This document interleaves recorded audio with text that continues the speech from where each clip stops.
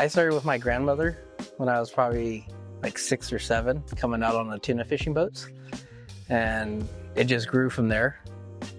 So we started going to Point Loma, and then our dad got us tickets to a boat at Seaforth, where we fished a little bit on a couple of the boats, and then they started asking us if we wanted to come out for free, you know? So we're like, oh, that's like the dream, right? And then, so we'd have to scrub the boats a little bit on the way in. And then I saw them count up some money one day, and I was like, what? I want to do this, you know? And then that's how it basically started. My grandma used to teach us where our food came from. It's not just, the store doesn't just make it. People have to catch it, people have to clean it, and then you get to serve it.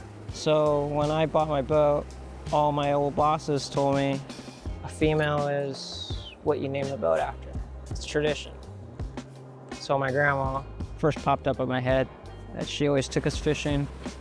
My grandma was 70 years old, and she would still take us on a fishing boat. She was a strong old lady. And now the new boat is going to be named after my mom. The name of the new boat is Fishing Vessel Veronica B. We named it after our mom that just passed away last summer. That's the main reason we got another boat.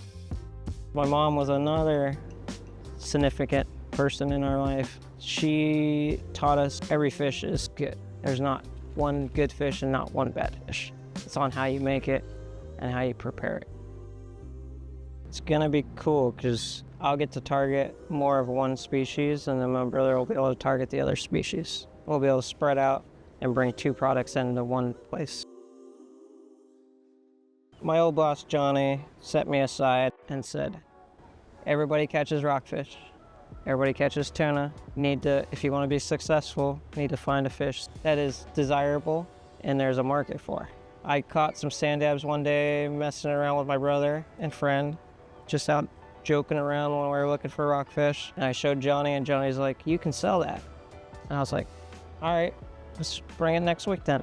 So I went out and caught them again. First time we brought 60 pounds, they sold. Next time we brought 100 pounds, they sold.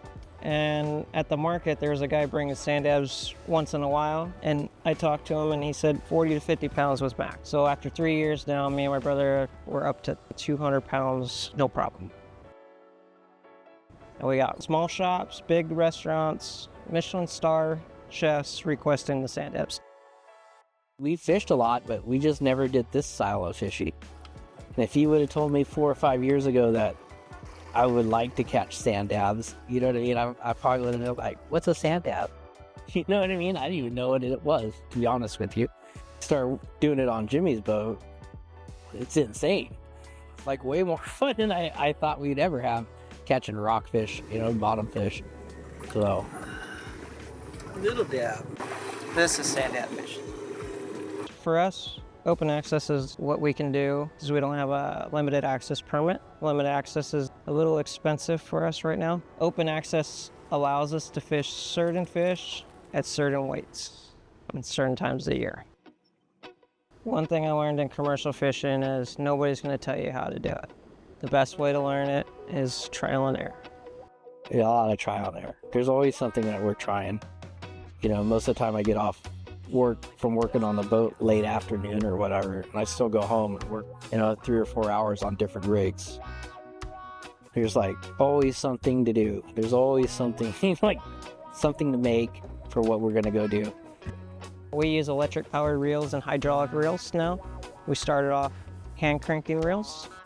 Hand cranking was good, but we weren't able to make our production that where we wanted it. So now with electric and a hydraulic, we're bringing in a couple 100 pounds a week of a species, and then we can also go do another species like mackerel and rockfish.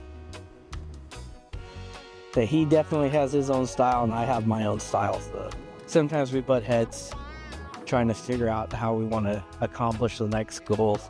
We bounce ideas off each other all the time, seeing what we want to try next, and we always end up working good together. Sometimes his ideas work, sometimes mine work. Me and my brother, we always saw different ways, but after figuring out I have PTSD, if there's anything I ever need help with, he's there. We like to joke around a lot on the boat, so we're very competitive, and every time one of us hooks one, fish on. We'll probably hear that 100 different times throughout the day. It's something that my uncle used to tease us about when he used to take us fishing. Fish on, I got one. And it doesn't matter if it's just the guys on the boat, but we've always been very competitive when we're fishing. So it doesn't matter where we're at.